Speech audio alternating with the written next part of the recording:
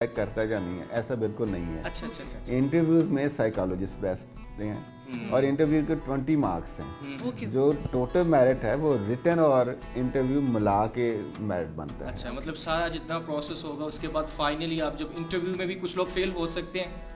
जिनकी मजहबी rejection हो रुझानात सकती एक्सट्रीमिस्ट हैं अच्छा अच्छा वो फेल हो सकते हैं। ठीक है। जो हम देखते हैं कि बिल्कुल ही उनको जनरल नॉलेज नहीं है, सब्जेक्ट्स पे अबूर नहीं है, वो फेल हो सकते हैं। लेकिन फेल होने की जो परसेंटेज है बहुत कम होती है। बहुत कम ठीक है। होती है। मोस्टली जो लोग इंटरव्यू तक पहुंच जाते हैं वो फिर सिलेक्शन के प्रोसेस मतलब वो सिलेक्ट हो जाते हैं, ये कह रहे हैं आप?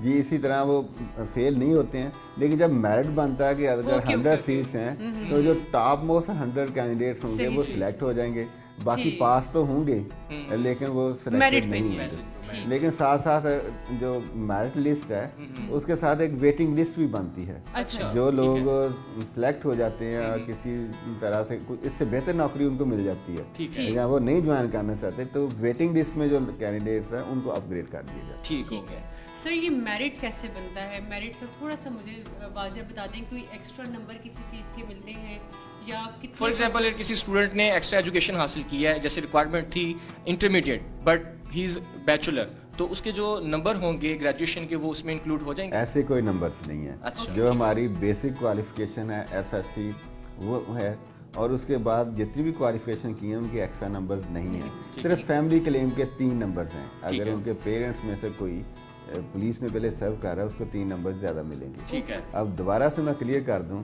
जो मेरिट है वो रिटन के एग्जाम में जो मार्क्स आए हैं जी। प्लस इंटरव्यू में जो उसने मार्क्स दिए हैं उन दोनों को मिला के मेरिट बनेगा।